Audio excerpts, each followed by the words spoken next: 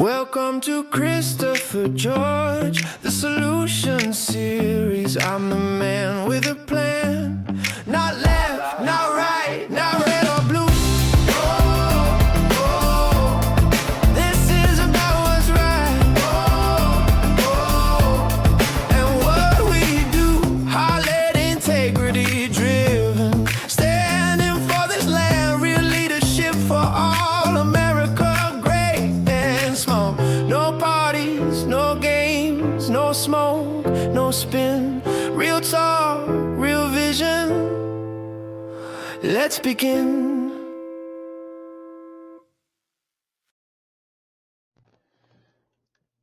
Hello everyone, and welcome back to Christopher George, the Solution Series. Today's episode is SOS, Save Our Streets, Elevating and Evolving Policing for a New Era. For those of you returning listeners, welcome back. For those of you who are here for the first time, welcome from wherever you are, wherever you're hanging out. Before we get into today's discussion, I want to take a minute to set expectations. If you've heard this before, this is a good time to grab a cup of coffee. If you haven't, this opening matters because it explains how I approach leadership, solutions, and this platform.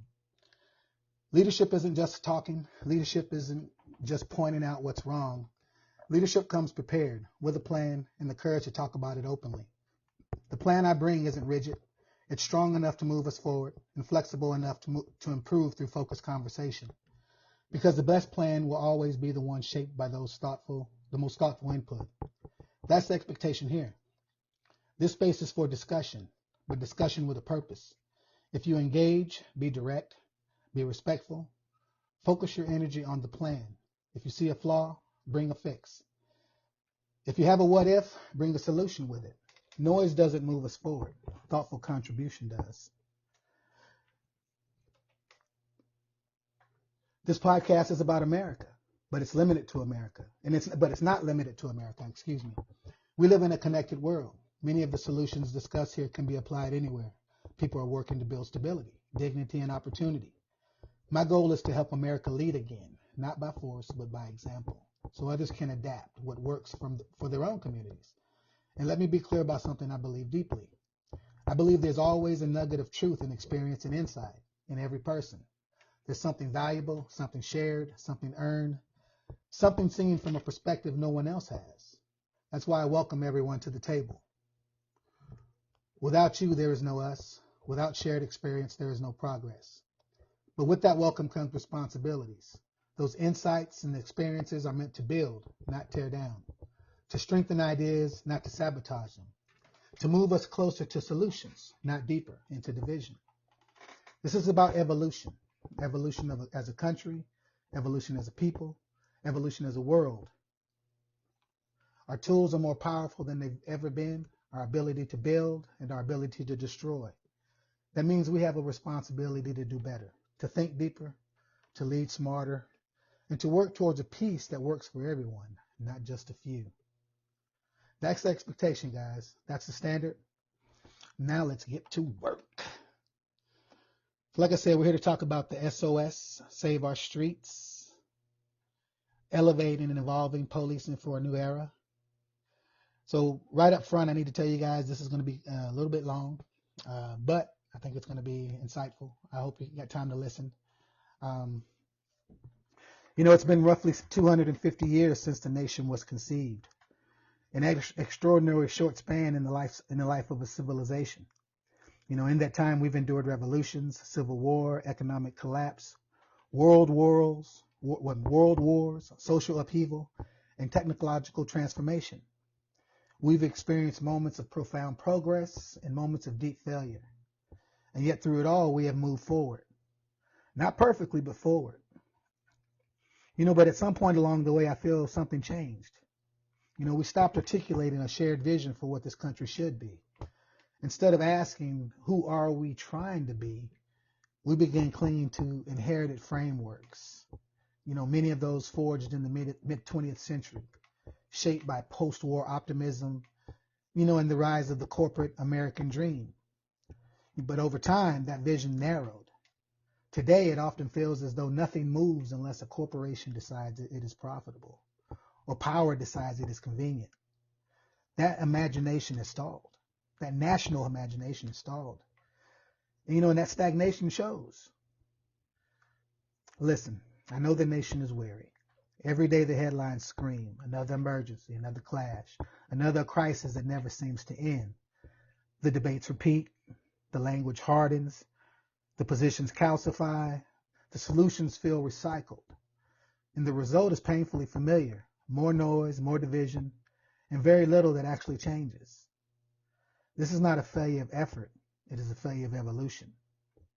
At 250 years old, America is no longer an infant nation, but neither is it fully mature. Like any young adult coming out of its adolescence, we are wrestling with identity, responsibility, and direction. And just as in life, there comes a moment when growth is no longer optional. You either evolve or you repeat the same mistakes with higher stakes. That is the moment we are in now.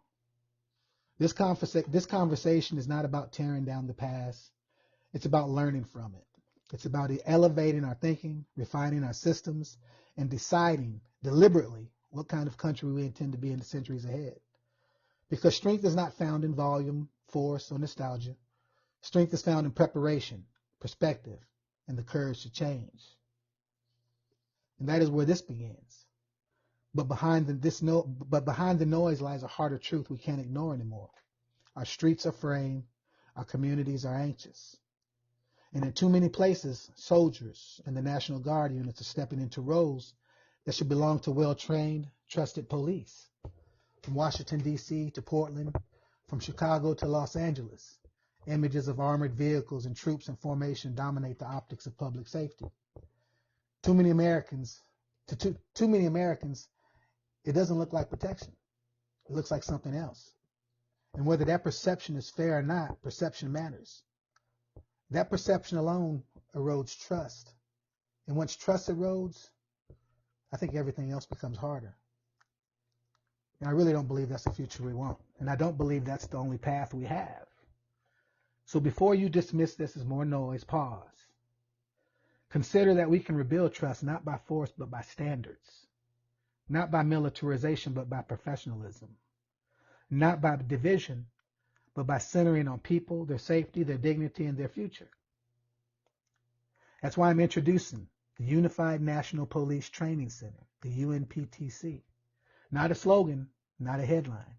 A plan, a framework built on accountability, shared training, and unity across every department in this nation. Because crime doesn't stop at county lines, and neither should preparation. This isn't about erasing local cultural pride and long-standing traditions.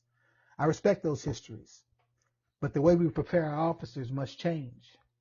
Small-town cops once tasked with traffic stops now face cartels, trafficking, cybercrime, and organized violence that crosses borders. Without common standards, the learning curve is too steep, and communities pay the price. The UNPTC is not about politics or bureaucracy. It's about giving every officer, from the biggest city to the smallest town, the training, discipline, and support to act as guardians, not occupiers. To embody the badge as a beacon of trust, not a symbol of fear. Guys, I was in the military for 25 years, and I'm going to tell you this right now. Soldiers belong on the battlefield, not in our streets. Police belong in our neighborhoods. But with the same structure and accountability and professionalism that makes our military the world's most respected force. That is the line we must hold. Soldiers for war, police for peace. But both professional, both measured, calm, and grounded. Let me be crystal clear about something. This is not a political episode. This is not left or right. This is not anti-police or anti-government. This is about standards. This is about professionalism. This is about people, their safety, their dignity, their right to live in stable communities. What I'm presenting today is not a slogan. It's not a hot take. It's a plan. One I've already written, published, and put my name behind. This podcast exists to support that writing. Because leadership just doesn't talk. Leadership prepares. Because this is not a live exchange where you can see me and stuff, and because you can't respond, because right now I really need you to listen. I need I really need you to listen. And because you have my full uninterrupted attention, I believe it's both appropriate and necessary to begin with context. Before I lay out the framework for the Unified National Police Training Center, you deserve to understand the perspective that shaped it and the decisions behind it. For an issue of this magnitude, transparency is not optional, it's foundational. To do that, I'm going to borrow an old term and apply it in a modern way. I'm going to break bread with you. Historically speaking, breaking bread was a deliberate act of trust. It signaled fellowship, respect, and a willingness to be heard. An unspoken agreement that said, sit with me, listen carefully, and judge me fairly. It was not about persuasion, it was about credibility. In this context, breaking bread with you means I'm offering you clarity before conclusions. It means I'm sharing enough of my background for you to understand how I see systems, leadership, accountability, and responsibility. Not to solicit sympathy, not to make an emotional appeal, but to establish trust. Because without trust, no meaningful change is possible. You know, policing in America is a deeply personal and sensitive subject. If I'm asking you to consider a proposal of this scale, then it is only right that I make my perspective fully visible. This is not about convincing you emotionally. It's about earning the right to be heard professionally. This is what breaking bread with you means here. If you're going to propose a system that affects lives, you owe people an honest account of who you are and how you think. You cannot truly understand a person's decisions unless you understand their story. I share mine not to boast or defend a resume, but so you'll understand the lens through which I see this issue. I'm not a critic of individual officers. I am a professional who has spent decades inside systems where lives depend on planning, training, and accountability. I've seen how the right structure, culture, and doctrine can transform a mission and save lives. And I believe those same principles can strengthen American policing. But for this plan to be real, truly real, it must be built with law enforcement professionals, not imposed on them. What I bring to the table is not a badge. It's systems thinking, accountability frameworks, and lived experience operating under pressure where mistakes cost lives. I understand there are police organizations across this country with long histories and proud traditions. That culture is important, and it should remain. The pride the department takes in its city, its history, its people, I respect that fully. My point is not to erase identity. It is to change the pipeline. The way we recruit, prepare, and deliver officers into the field must be different. Keep the traditions, but modernize the standards, the selection, and the training that produce the people who wear the badge. Lives depend on that, and that's it. I will highlight key points, but recommend you read the Unified National Police Training Center document I posted online, which goes into a lot more detail on my life and motivation for writing on this sensitive topic. Here we go. Once again, I need to reiterate, this paper is not written out of anger, resentment, or ideology. It is written out of conviction. Conviction born of service, sacrifice, and a lived experience. I'm not chasing fame, fortune, or political favor. My purpose is far more straightforward and far more demanding: to make things better for people, better for the communities who live under our systems, and better for the men and women who serve within them. I'm going to try and wrap up 25 years of service, both as an enlisted soldier and officer. I will highlight key points of my life that helped me plan this out.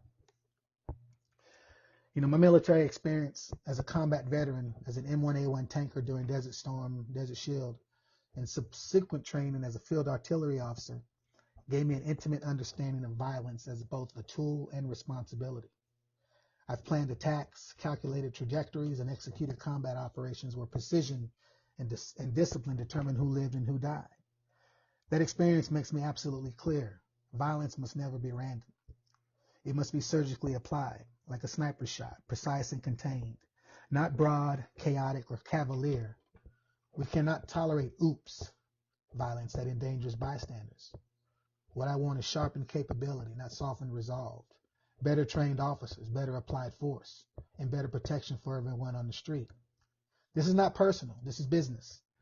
It's about examining the structure, the philosophy, and the doctrine of policing and asking, is there a better way? I believe there is.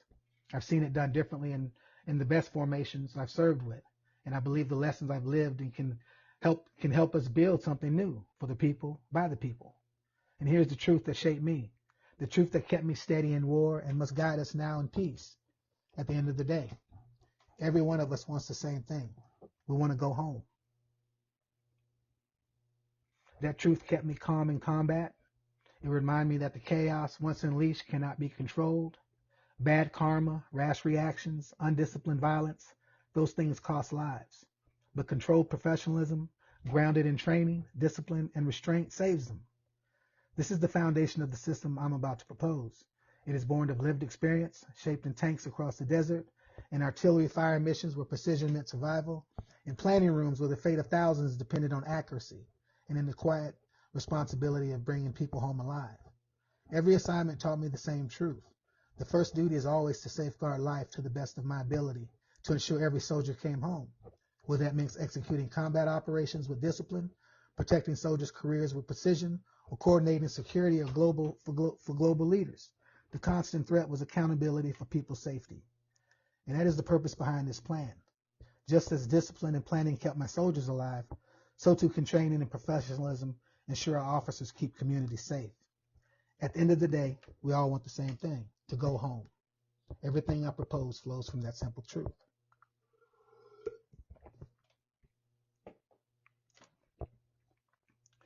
The first and most enduring influence in my life was my grandmother. She had only a 6th grade education, yet she carried a wisdom and a Christian spirit deeper than many who wore robes and degrees. She was light, hope, and humbleness embodied. But it wasn't just her goodness I remember. It was her strength in the face of cruelty. I watched people wrong her, belittle her, even wound her spirit. Yet she absorbed that pain without bitterness and responded with dignity and calm. She didn't just turn the other cheek. She embodied composure under pressure. For me as a child, that wasn't abstract religion. It was living proof of discipline and grace. I put this memory first because I know it represents the single most critical quality we need in policing today: control. The ability to remain calm when provoked, to maintain composure under stress, to act with discipline rather than ego. This is not optional. When officers lose that control, the cost is not measured in hurt feelings, but in lives lost and communities scarred. The price of failure is paid in the blood of our neighborhoods. That is why I use the word peacekeeper.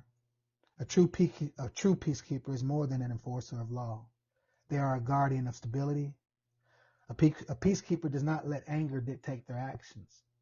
A peacekeeper does not escalate chaos but steadies it. A peacekeeper carries themselves with the discipline to ensure every decision is about protecting life, not taking it needlessly. That is why I begin here. Before I tell you my story, you need to know why I believe composure, discipline, and professionalism must be the very heart of policing. My grandmother's example showed me that true strength is not in striking back, but in standing steady. That standard of the peacekeeper must become the foundation of this new system, because without it, no amount of equipment, training, or policy will matter. Like I mentioned earlier, I'm not going to sit here and walk through 25 years of military career. That's not what this moment is for. And frankly, that's not how serious leadership conversation works. What matters are the lessons, because those lessons are exactly why I believe a united national police training framework is not only necessary, but long overdue. If you want the full story, my upbringing, my enlisted years, my officer career, West Point, Afghanistan, and the systems I helped build, that's all captured in my paper. What I want to give you here is a roll-up. The experiences that shape how I think about leadership, training, accountability, integrity, and public trust. And like I said, I want to be clear from the start. This is not about turning police into the military. It's about taking the core components that make elite organizations function and applying them to policing, where the stakes are just as high and the margin for error as thin. I began my career on the enlisted side as an M1A1 tanker, operating one of the most advanced weapon systems in the world. Very quickly, you learn competency is not optional. Doctrine, repetition, discipline, those aren't academic concepts. They are survival requirements. In that environment, one truth is constant. What you do affects everyone. Integrity wasn't a slogan, it was operational. Integrity is knowing your job. Integrity of knowing your mission. Integrity is doing the right thing, especially when no one's watching. If you cut corners, acted recklessly, or embarrassed your uniform, you didn't just hurt yourself. You hurt your crew. You hurt your unit. You hurt the mission. The optics mattered because they reflected an entire force. We were ambassadors in and out of uniform. That environment creates accountability, not because someone is watching, but because everyone understands the cost of failure is shared. I was taught early by a senior sergeant major. Look it up in the fucking rig. That was an attitude. It was wisdom. The answers already existed. Fairness, consistency, and discipline came from knowing the doctrine, code, and applying it without bias. Another foundational lesson. Systems outperform personalities every time. Tanks don't care about ego. Units don't run on vibes. Systems win because they are repeatable, measurable, and enforced. That lesson has never left me. One of the most powerful things the military instills, and something policing desperately needs, is the requirement for leadership at every level. In the Army, leadership is not reserved for senior ranks. From the moment you put on any rank, the person below you becomes your responsibility, your charge. You don't just supervise them. You model what the next rank looks like. You show them what the standard is, how to think, how to act, how to carry themselves under pressure. And critically, everyone is required to understand the mission beyond their pay grade. If a private's NCO goes down, the private doesn't freeze. He doesn't panic. He doesn't act blindly. He picks up the weapon and continues the mission. Not because he's paid to do the job, but because he understands the mission, the intent, and the stakes. That expectation creates resilience. It creates continuity. And it creates accountability when things go wrong, as they inevitably do. That is not hierarchy for hierarchy's sake. That is shared responsibility and shared understanding. As an officer, first in the field artillery, the stakes only increased. Artillery is the science of indirect fire. You don't see the enemy. You calculate, you coordinate, you execute. And if you get it wrong, the consequences are immediate and irreversible. There is no margin for error. The environment teaches you how to process complexity under pressure, coordinate across multiple elements, make disciplined decisions with incomplete information. Fire support forced me to understand infantry, armor, aviation, and mortars as a single system. That lesson matters because policing today suffers from fragmentation. Unified systems produce unified outcomes.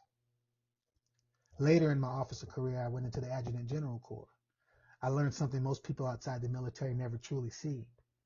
HR is not clerical, it's operational power. This is where I learned force management in its truest form. Not paperwork, not transactions, but how a nation designs, sustains, and projects a professional force of millions continuously without breaking it. Manpower management in its truest form. The Army doesn't simply have people, it manages a living system. Through the Total Army Plan, strength management processes, and readiness reporting systems, I learned how the Army balances accessions, training pipelines, deployments, and separations to maintain the most capable fighting force on the planet. This means managing flow in and flow out, projecting manpower requirements years into the future, aligning talent to mission needs, and maintaining readiness while rotating personnel through combat, recovery, and reconstitution cycles. This is not accidental. It is deliberate force architecture. One of the most important lessons in operational HR, human resources, is that force management is not about headcount. It's about capability. In the Army, we don't just count people. We understand what those people enable. Take an M1 tank, M1A1 tank. A tank is not a single asset. It's a weapon system. It requires a defined number of trained personnel to operate, maintain, and sustain it. If one tank requires 4 crew members and you have 12 tanks, you immediately understand the minimum manpower required just to bring that capability online. Scale that up. Tanks to platoons, platoons to companies, companies to battalions, battalions to brigades, brigades to divisions. And you can calculate with precision how much combat power you can actually field. If you're short in a specific job function, you don't just lose people, you lose percentage of capability on the battlefield. You know exactly how much of your force is operationally degraded. That same logic can apply directly to policing. If I have 25 patrol cruisers and each cruiser requires 2 officers to operate effectively, I immediately understand my personnel baseline. If I don't meet that requirement, I'm not just understaffed, I am operationally degraded, and I can quantify exactly how much policing capability I've lost. Operational HR forces the right questions. What is my current operational capability? Where are my critical shortfalls? By function, not just by count. What is the inflow plan for new personnel? What is the outflow reality? Retirements, resignation, burnout. What does my force look like in 6 months, 1 year, 3 years from now? In the Army, we did not wait for shortages to appear. We projected them. We planned deployment training cycles and readiness requirements well in advance. Units were trained to doctrinal standards before they deployed, not rushed at the last minute. Soldiers knew what mission they were preparing for long before they stepped into the battlefield. Operational HR is about manpower maneuver. We deployed HR forces into combat zones to maintain personnel accountability, casualty reporting, and strength visibility under fire. Human resources was not behind the fight. It was inside it. We moved people, skills, and capabilities across continents with the same discipline used to move equipment and the same equipment used to kill people. The same precision and discipline used to kill people. That experience taught me how to think in terms of force flow, talent pipelines, readiness curves, and risk over time.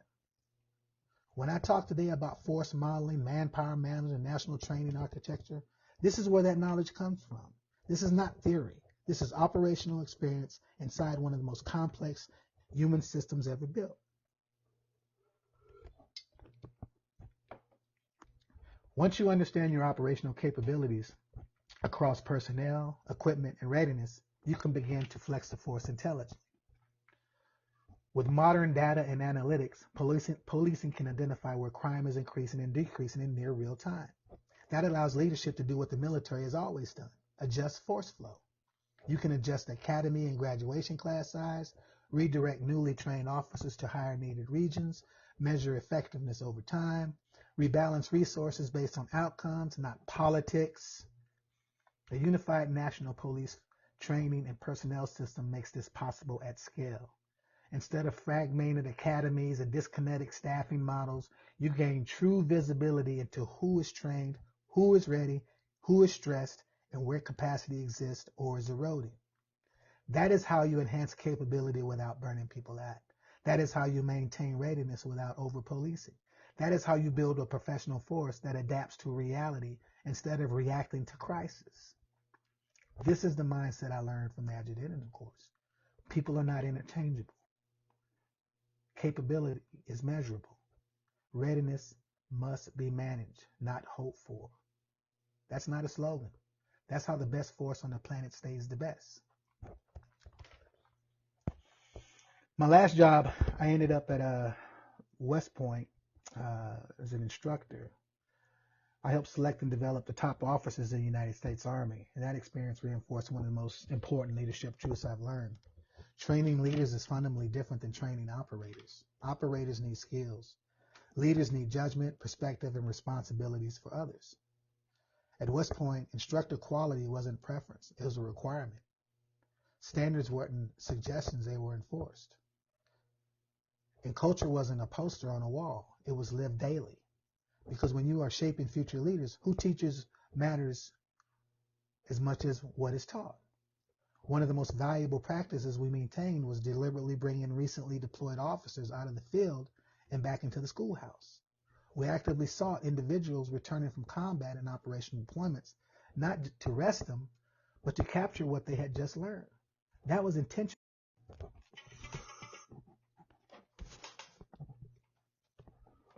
Those officers brought current tactics, real-world friction, hard-earned lessons, and the reality of modern conflict.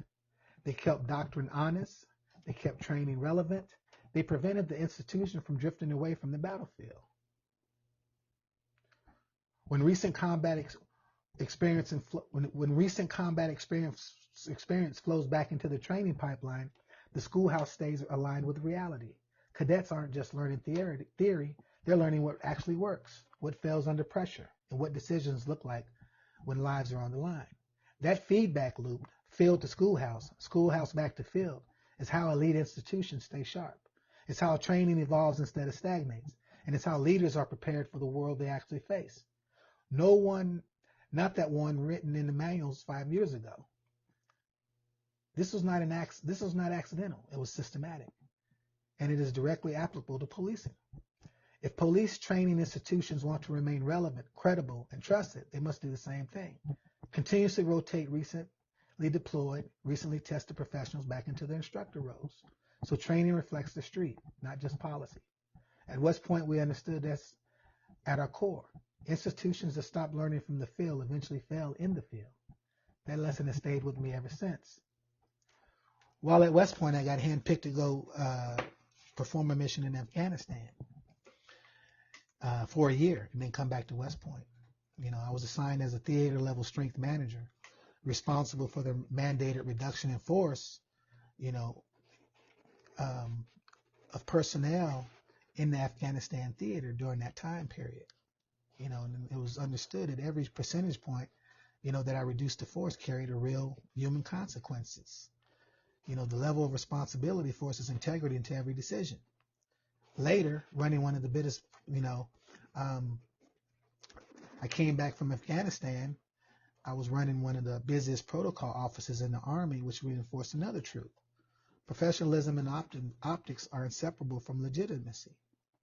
Institutions earn trust through conduct, not messaging. The FBI already trains its agents at a single centralized location. Every branch of the U.S. military does the same. One unified baseline followed by specialty schools. Why? Because unity of training creates unity of thought, unity of standards, and unity of effort. This is common sense stuff, people. A unified training environment allows us to build leadership at every level, enforces integrity as a cultural standard, coordinate resources and assets, train realistically, not hypothetically. The military trains as it fights, and that mindset matters. With a unified National Police Training Center, we can run 24, 48, and 72-hour operations, conduct mass casualty in high-stress scenarios, use role players in immersive environments, apply biometrics to measure stress, decision-making, and resilience. We can vet officers in training out on the street before we place them in neighborhoods where our children live and where the public trust is fragile. In the military, when you fail, you don't just fail yourself. You fail your unit. You fail the mission. You damage the force as a whole. That understanding changes behavior. Policing needs that same environment where integrity, leadership, and mission understanding are not optional, not rank dependent, not fragmented. This is not about like I said, this is not about militarizing the police. It's about professionalizing them to an elite standard. If you want the full depth, the paper is there. What I want to give you here is the why and the proof, because this works. I've lived it. From artillery to HR, from doctoring at Fort Bragg, the old Fort Bragg, to teaching at West Point, from Afghanistan to protocol office, one truth, defined my journey: security. In the Army, security was never just a mission. It was an identity. It was always both an armed professional and as an American ambassador. In Germany, before the wall came down, people spat insults at us, some racial, some political. I didn't take it personally. My mission, my loyalty, my uniform came first. That mindset defined me. I learned to be aloof yet professional, distant yet compassionate. If someone cursed me out, I absorbed it. If they were broken, high, or lost, I responded with the compassion. Because in uniform, it was never about ego. It was always about the mission and the people. The story of policing in America begins with contradiction. Some of the earliest organized policing systems in the South were slave patrols, built to track, control, and punish enslaved people. After emancipation, police enforced segregation under Jim Crow and later deployed to suppress protests, riots, and unrest. Instead of being a shield for some of the people, policing, became, almost like a separatist issue. Policing too often became a weapon used, against people. That history is not distant. it explains today's fractured trust. And I only bring that up to explain today's fractured trust. But this is not about anger, like I said before. It is about seeing a system that is broken and, in my usual fashion, fixing it.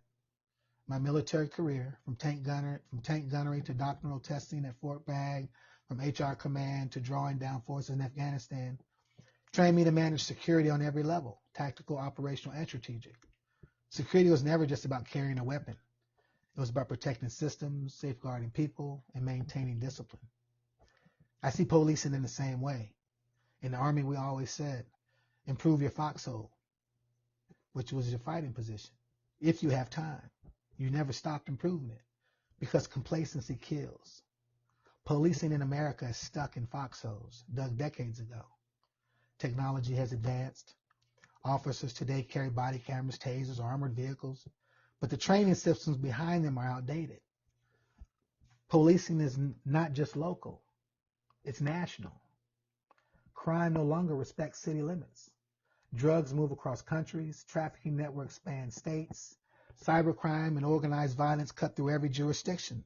Small town officers who once dealt mostly with traffic violations and minor offenses now find themselves confronting the same modern threats that large metropolitan forces face. Because of this reality, the need for common standards, shared training, and unwavering charisma is not optional. It's critical.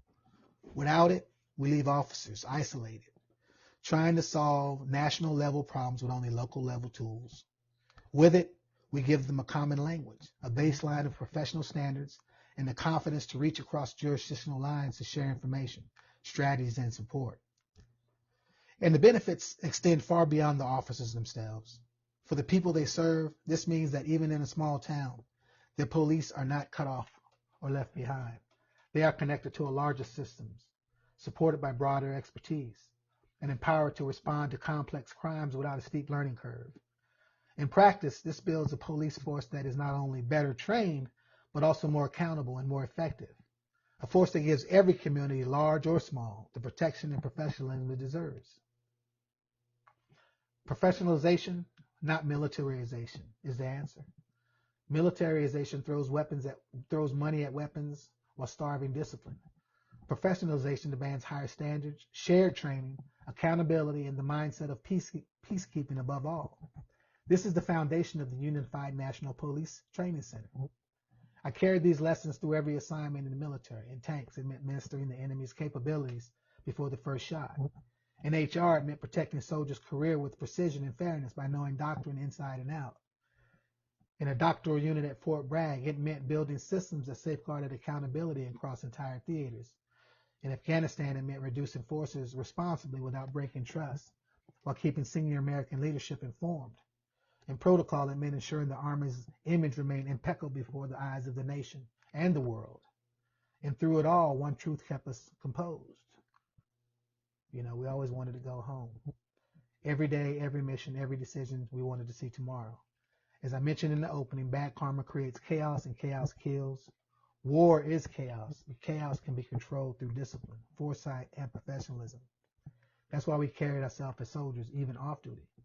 Why we always represented the Army, because the smallest lapse could ripple to something uncontrollable. The solution I'm laying out, like I mentioned, is called the Unified Now. Here we go, guys. It's called. I know you waited long enough to hear it, and I apologize. But I think it's critical we get some of these larger, complex issues out up front, because too often we just hear a piece of the story and not understand the whole thing. So if you're still listening, I thank you for getting this far. But here we go. This is the plan. It's not a federal police force, and people, please understand that. Not a takeover of local departments, and like I said, not an erasure of culture and history. The Unified National Police Training Center is a state-run, nationally standardized policing framework designed to professionalize law enforcement across the United States through shared training standards, career-long education, and transparent accountability, while preserving full state and local control operations. Under the UNPTC, the federal government does not run police departments. The federal government does not deploy officers. The federal government does not control local law enforcement decisions. Instead, the federal role is limited, structural, and non-operational. The federal government's responsibility in my plan is to establish national baseline training and education standards to include a national location, one location for everybody to go to. Their responsibility is to maintain the UNPTC training framework and curriculum infrastructure. Maintain it through the use of the state representatives from the 50 different states. Provide standardized reporting tools for training, staffing, and readiness. Audit outcomes to ensure standards are being met. Oversee the national training itself as a neutral standards body. That's it. In short, the federal government sets the framework, measures effectiveness, and adjusts standards based on performance. Nothing more. It acts as an architect and auditor, not as an operator. The state's role. Each state owns and operates its police forces. They manage hiring, discipline assignments, and daily operations. They apply the UNPT framework according to local needs. Controls officer placement, retention, and movement. Determines how graduates are integrated into their departments. In short, states run policing, period. The UNPTC framework exists to ensure how officers are prepared, meets a national professional standard, not to dictate how states police their communities. What this means for the people. For the public, the UNPTC means every badge represents the same minimal level of preparation. Officers receive ongoing education, not one-time training. Problems are seen early through transparent reporting. Help arise before failure, not after tragedy. Policing becomes predictable, professional, and accountable. This is not about control, guys. This is about consistency, visibility, and trust. What the UNPTC is and is not. The UNPTC is a shared national professional baseline, a career-long education system, a visibility and accountability framework, a people-first public safety investment. The UNPTC is not federal takeover of police, and I can't say that enough because I know some of you yahoos out there think that this plan is about that. Militarization of law enforcement. We have enough of that already. Political reform by ideology. I'm not red or blue. This plan has no red or blue in it. One size fits all law enforcement. That's definitely not this. Bottom line, the UNPTC does not centralize power. It standardizes preparation. States keep control, communities gain confidence, officers gain support, lives are better protected. That is the system being proposed. You know, at the heart of the Marine Corps is the belief that every Marine is a rifleman, no matter what their specialty. They all share the same warrior foundation. Policing should be no different. At the heart, every officer is a peacekeeper. Every officer, whether they end up in homicide, traffic, narcotics, or community policing, must master the same professional baseline. Right now, responsibilities vary widely. In some towns, training lasts only a few weeks, in others, months. Some departments emphasize firearms, others, de-escalation. That fragmentation breeds confusion, distrust, and uneven justice. The public has the right to know what police are supposed to do and to trust that every officer meets that same professional standard. It's as simple, guys, you know, because here's the truth we don't often say enough. And I keep saying it again. Crime is no longer local, all right? And yet we still train and prepare officers as if those threats stop at city limits. They don't. So preparation can't stop there either. You know, right now we have thousands of police departments across the United States, each doing their best, each operating with pride and local identity, each shaped by their community. And like I said, I respect that. But what we don't have is common preparation at a scale. That creates massive disparities in training quality, in stress management, in use of force decision making, and readiness for modern threats. When the learning curve gets too steep, communities pay the price, guys. This plan exists to flatten that learning curve, not by centralizing power, but by sharing standards. You know, and I want to address something directly. I'm a soldier. Like I said earlier, I understand violence. I've been trained to apply it decisively when necessary. And because of that, I'm very clear on this point. Like I said earlier, and I'm going to reiterate it again in case you didn't hear me. Soldiers belong on the battlefield. Police belong in our neighborhood. Those roles aren't interchangeable. You know, accountability, discipline, professional standards, continuous training, leadership development. Those are the only things that the police and the military should have in common. You know, our military is respected worldwide, not just because of its equipment, but because of how it prepares its people. Police officers deserve the same level of preparation, not to militarize them, but to professionalize them. You know, I have I'm almost done, guys. Give me a few more minutes. I'm going to share these outcomes for the UNPTC because I think that's critical for you guys to understand. I got 5 core outcomes for the UNPTC.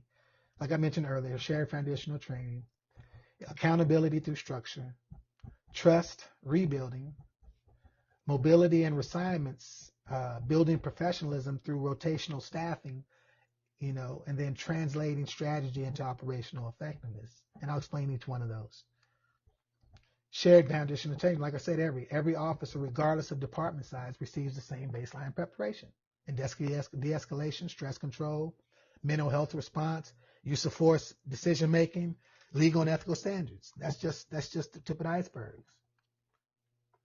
You know, core responsibilities that must be mastered by all officers include enforcing the law, patrolling, investigating, making arrests, testifying in court, you know, preventing crime, building community trust, problem-oriented policing, public outreach, you know, responding to emergencies, being first on the scene, providing first aid, traffic control, you know, taping off in the area, all that good stuff. That a lot of them get, but we're not sure if all of them get.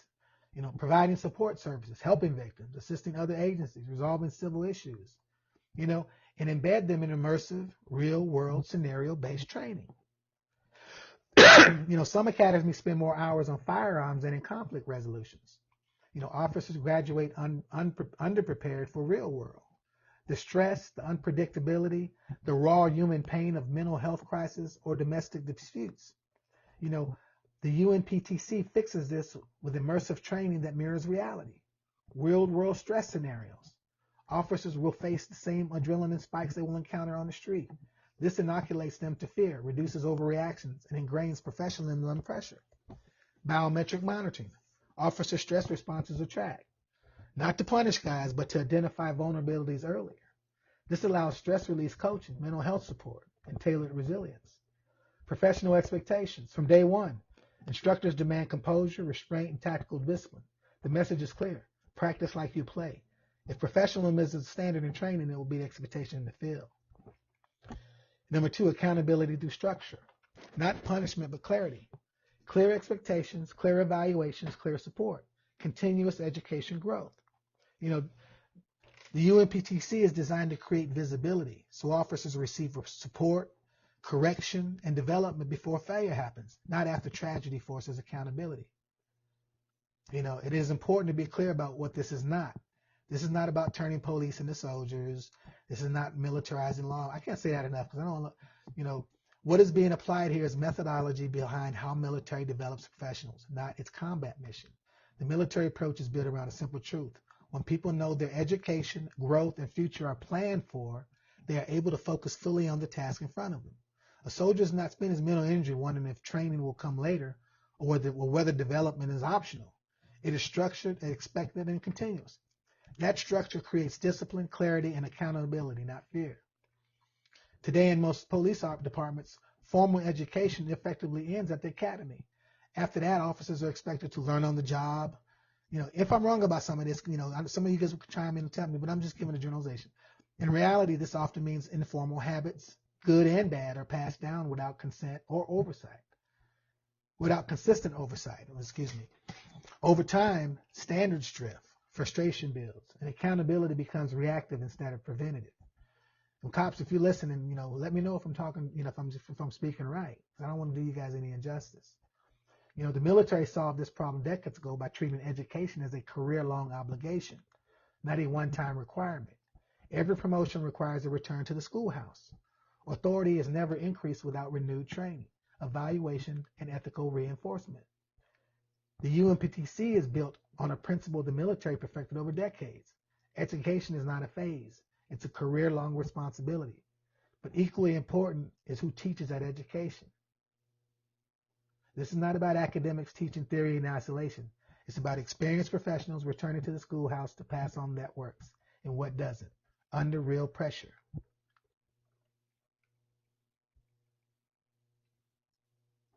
The UNPTC applies that proven model adapted for civilian policing and peacekeeping, not combat. You know, this is how I envision the career long education working for the police department. Every promotion or major role transition, officers return to the UNPTC, the unified location. Increased authority is matched with increased preparation. Leadership is treated as a responsibility to be relearned, not a title to be assumed. This ensures authority grows alongside judgment, responsibility grows alongside restraint, rank grows alongside accountability. 2, a living national curriculum. Training evolves using real-world scenarios gathered nationwide. Successful interventions, near misses, misconduct patterns, and emerging threats. So lessons stay current, practical, and grounded in reality. That's what I mean by living national curriculum. The curriculum never stagnates because policing never stands still. This creates a shared professional language across departments and jurisdictions, allowing officers to communicate, collaborate, and support one another with confidence. Leadership centered on instruction. Advanced courses emphasizes ethics, judgment under stress, crisis management, accountability, and community trust. Because leadership failures have the greatest impact on the public, confidence and safety and leadership excellence sets this tone for entire departments. But the most powerful one is, like I mentioned earlier, is that just like in the military, the UNPTC will select the best performing, most respected officers from the field to return to the schoolhouse as instructors for limited terms. And we'll look for them across the whole United States, across every department. This is not a permanent reassignment. It's an honor. High-performing police officer rewarded with time to teach, reflect, and reset. Field-proven leaders pass hard-earned lessons directly to their peers, and instruction remains grounded in reality, not theory. Like in the military, majors teach captains, captains teach lieutenants, veterans shape the next wave of leaders. This creates a cycle of excellence where professionalism reinforces itself and success becomes institutional, not memory. This is not reform for reform's sake. This is elevation through evolution. The evolution of policing. Officers feel valued, invested in, and trusted. Departments benefit from refreshed leadership and reduced burnout. Communities benefit from calmer, more confident professionals. Accountability becomes internal, not just disciplinary. When officers know their education, development, and the future are planned for, they stop carrying unnecessary frustration into the field. They focus, they slow down, they make better decisions. That's how grown systems get built. Not by hoping people rise on their own, but by designing structures that lift them, test them, and hold them to standards worthy of the badge. This is the evolution American policing needs, and the elevation our communities deserve. Because it reduces frustration and burnout. It strengthens accountability naturally. It prevents failure instead of punishment. It aligns responsibility with readiness. Like I keep telling you guys, it's not about control, it's about care for officers, for departments, and for the communities they serve. Like I said, this is how grown systems get built. Not by hoping people improve on their own, but by designing structures that allow professionals to focus, grow, and do the right thing every time. For the average American, this is where it becomes real. Trust in policing is not rebuilt through slogans or uniforms. It is rebuilt when people consistently see competence, restraint, and professionalism, regardless of location, department size, or politics. Integrating the UNPTC, you get better officers because police are no longer locked into a single culture, a single department mindset, or outdated habits.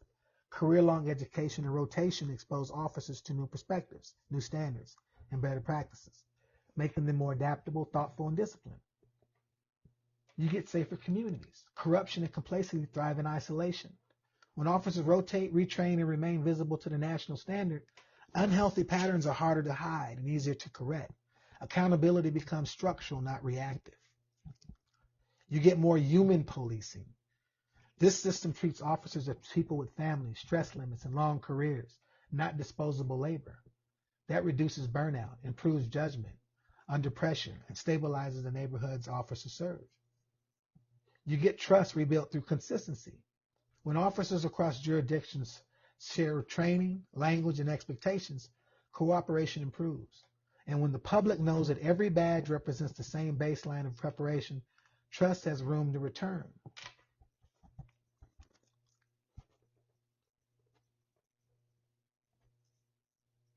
Before we go any further, I kind of mentioned, rotations.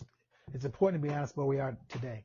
In the United States, some police departments do use limited tour rotations, usually at the local level, often with a single department for specialized units, promotions, or temporary assignments.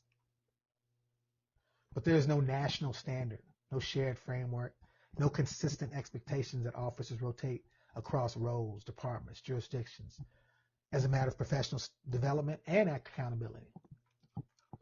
I think that gap matters, and I think it matters now. Like I keep telling you, crime, corruption, trafficking, cybercrime, and organized violence no longer respect city limits.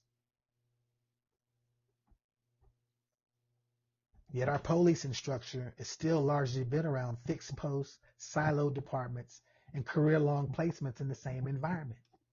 That mismatch is no longer theoretical. It's a daily operational reality. And the cost is measured in trust, burnout, and lives. Because here's the hard truth. And this makes too much sense to ignore anymore. And the United States is already behind. Other democracies have confronted this problem and acted on it. They didn't wait for collapse or scandal to force reform. They treated rotation as a professional necessity, not a punishment or disruption. The concept of structured rotational assignments is not new, and it is not experimental. Other democratic nations, use it to strengthen their professionalism, prevent corruption, broaden other skill sets, and maintain public trust. I'm not proposing something untested or theoretical. I'm pointing to lessons already learned elsewhere, lessons we should have incorporated years ago. The concept of rotational, Japan. Officers routinely rotate between neighborhood police boxes and other assignments. This prevents overfamiliarity, reduces the risk of informal power structures, and keeps officers grounded in both community policing and broader operational responsibilities. Singapore Police Force. Rotations across operational, investigative, and administrative postings are a core feature of their professional development model. Officers are deliberately exposed to multiple functions to build confidence, discipline, and leadership depth. If anyone doubts the effectiveness of rotation, the research and real-world examples are readily available for Japan and Singapore, among others. They built rotations into their DNA of their policing systems with measurable benefits in professionalism, accountability, and community trust. Please look them up. So the question no longer is whether this works. The question is whether we are willing to acknowledge that for a moment from adopting it now. Because the UNPTC gives us that ability now to, if I got all my officers coming from the same location and going out from the location and coming back to that same location for training, we can actually create a national rotation where officers can be switched in and out through states. Come on, guys. But rotations can't be blind. It's just as in the military, we will have to, family considerations matter. Any serious reform must account for the differences between singles. Like in the military, we have a big problem with this in our assignment cycle between single officers and those with spouses, children, and caregiving responsibilities. One of the things I want to increase for officers is stability for families. Married officers and officers' children may require longer tours in one location to support spousal employment and school continuity and family stability. The system may allow this, so for married officers, when I did this, I'm thinking 3 to 5 year assignments at a location. Then they move. Maybe 3 years for a single guy, 5 years for a married guy. I don't know. That's something, I think this approach is not favoritism, it is realism. The military has determined for decades that accounting for family realities improve morale, retention, and long-term effectiveness. Policing can achieve these same results by recognizing officers as a whole people, not interchangeable parts. By embedding family considerations into rotational policy, the UNPTC model makes one thing clear. This is not about moving people like chess pieces. It's about developing professionals without breaking families. Rotations also ensure that critical skills such as evidence handling, crisis negotiation, budgeting, training, and leadership do not become rare commodities confined to a few specialists. Instead, capability is distributed across the force. In the private sector, executives are deliberately rotated across divisions to prepare them for senior leadership. Policing should be no different. Exposure to multiple functions build judgment, perspective, and accountability. Qualities that cannot be learned in a single assignment can be learned in multiple assignments. And the bottom line, guys, rotations strengthen officers, family and considerations strengthen institutions. And I believe together they build a professional police force worthy of public force. Almost done. Got a couple more to go, and I'm going to close it out.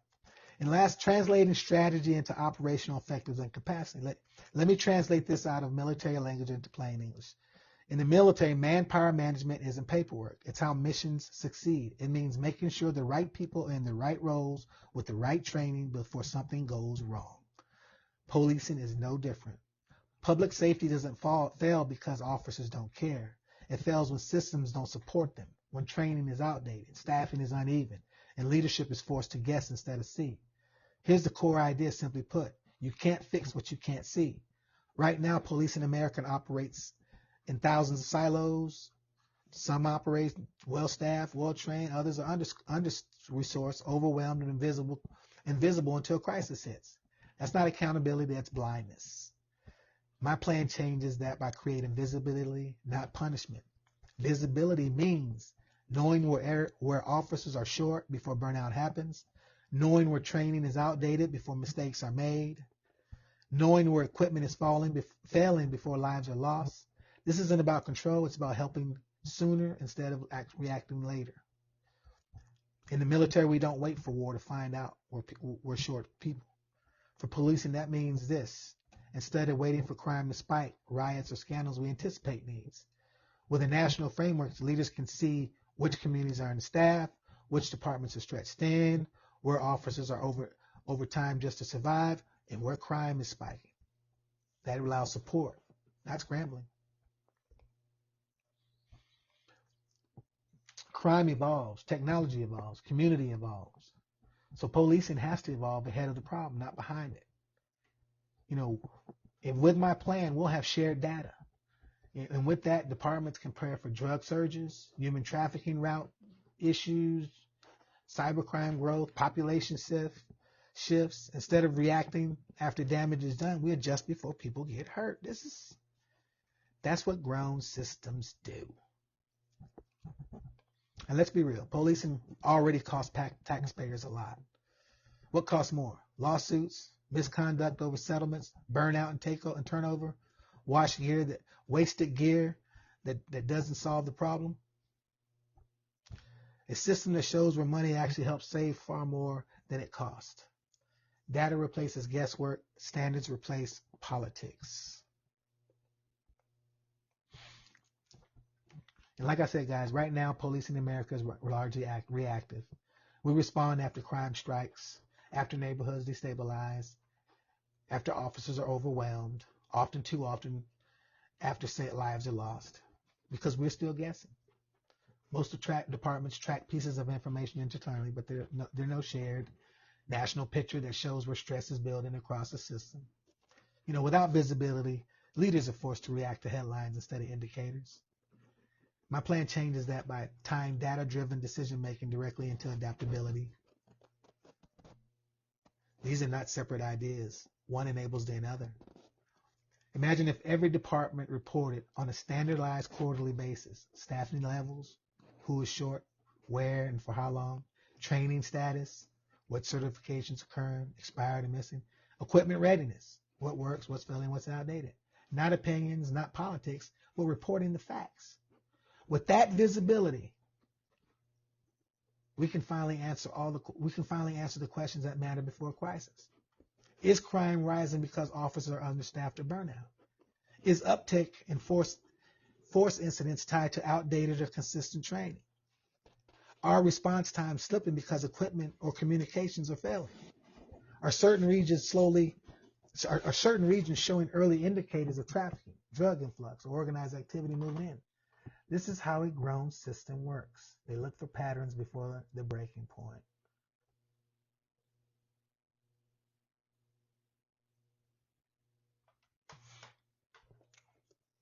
And I'm going to close off, guys, with this saying, hey, one more time saying, let me be crystal clear because this does matter. This is not about federalizing the police. This is not Washington taking over local departments. This is not about about stripping states or communities of control. This is about something far more fundamental, removing individual bias from a system that is supposed to be blind. Right now, policing across America rides too heavy on individual discretion without consistent structure. That creates gaps where personal beliefs, unchecked culture, politics, fear, anger, or ego can seep into decisions that should be governed by professional standards and shared expectations. That's why a federal framework of state ownership is essential.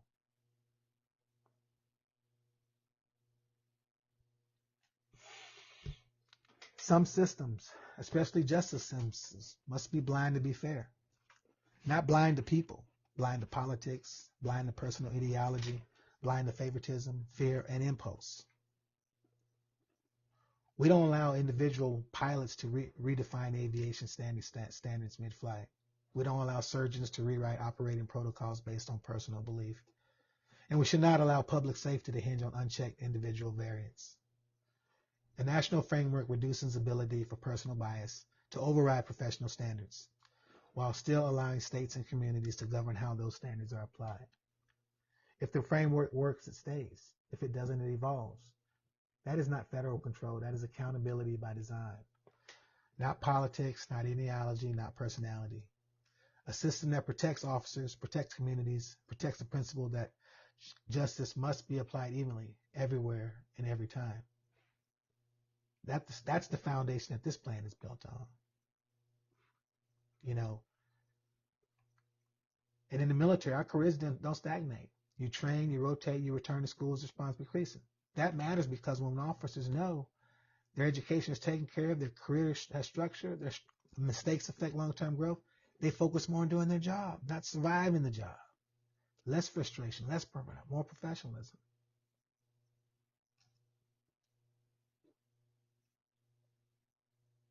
And when readiness failures can't be hidden, systems improve.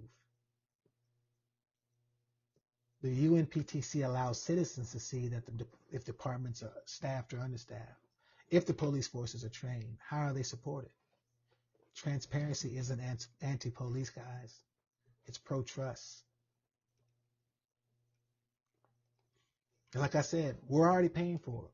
You know, in Chicago, taxpayers spent at least $177.5 million in 2024 alone to resolve police misconduct, and nearly $472 million over the past 6 years. NYPD's misconduct payouts topped $205 million in 2024. Over the past decade, some of the largest police departments in the country have collectively paid out billions in settlements related to misconduct. These buyouts are not just numbers on paper. They represent real dollars taken from community resources and redirected into legal settlements. And although they compensate victims or families in individual cases, they rarely come with systematic change, training improvement, or structural accountability. Why does that matter? Fewer lawsuits, safer communities, better officers. I keep saying it. You know, right now, American taxpayers are essentially paying twice for policing. Through taxes, they pay for daily policing services, through millions in settlements after things go wrong. I think we can flip that by investing in a system that prevents problems, costs less, and protects more than paying to resolve visible failures after the fact.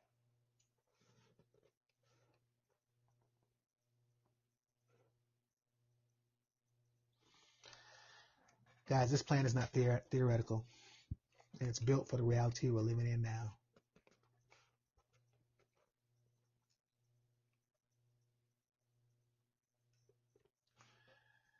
I'm going to leave you with this.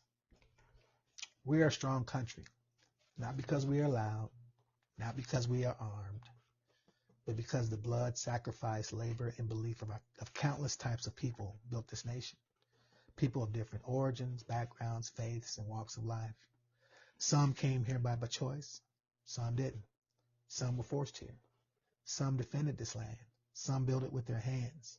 All of them, in one way or another, shaped what America is today, for better and for worse. And here's the truth we don't often sit with. America's young. 250 years is nothing in the life of a civilization. Empires that lasted for centuries stumbled, fractured, and collapsed when they refused to grow beyond their own adolescence. If we want to endure, not just exist, but endure, then it's time we look at ourselves with honesty and perspective. Like any young nation, we've gone through pain, growing pains. We've acted on impulse. We've doubled down on mistakes. We've confused force with strength and noise with leadership. That's understandable in youth, but it's not acceptable in maturity. If we expect our children to grow into responsible adults, then this country must do the same. A grown nation doesn't cling to outdated habits. A grown nation learns, adjusts, evolves. A grown nation understands that we are not strongest as individuals, shouting past one another. We're the strongest when we stand together, hands joined, eyes forward, willing to say, as one people, no more of what doesn't work. This is what elevate and evolve means. Not abandoning who we are, but becoming who we're capable of being. And that belief brings me here. We have seen again and again what doesn't work. We've watched the same failures repeat, paid for with distrust, division, and lives that never should have been lost. You know, real strength means being better prepared, more disciplined, more accountable, and more humane. If we want fewer soldiers on our streets, we need stronger police in our communities. Not louder, not heavier, but better trained, better supported, better led. We must hold the line, individually and collectively, not just with systems, but with standards, not just with plans, but with people. I can propose a framework. I can design a system that makes sense. But at the end of the day, the line is held by us, by what we tolerate, what we demand, and what we choose to overcome. We should not accept bad policing. That's the bottom line. And we should not accept bad systems that produce it. That is the line we must hold. Soldiers for war, police for peace. Both are professional, both accountable, both protecting lives. This podcast supports the written UNPTC framework, which is publicly available. I welcome thoughtful engagement from officers, leaders, researchers, and communities. Because real change does not come from outrage. It comes from preparation. I thank you guys for listening to me this long. You know, with that, have a blessed day, and let's get together and start making some change. Get ready for the Elevolution. I'm starting a movement, a new grassroots movement called the Elevolution. I'm going to start putting some stuff out on that in about a week. But get ready to sign up. I'm going to start putting action to word. No longer about talking the plan. I'm going to try to execute the plan. We'll change one community in America at a time. So follow and pay attention. Now that you know the plan, it's time to stand. Join the evolution for the solution. Join the evolution for the solution. A vision, no wishing. Let's spread integrity through the land by giving a helping hand. Pass the word and embrace the vision. A new America, a new mission. Join the evolution, join the evolution, join the evolution, join the evolution, join the evolution, join the evolution, for the solution. Keep the light, keep the fire, America we inspire. We got to fight, fight, fight for our rights day and night.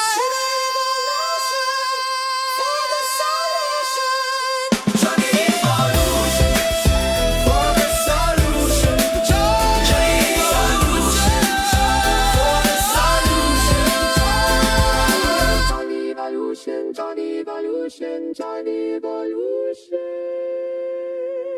A vision.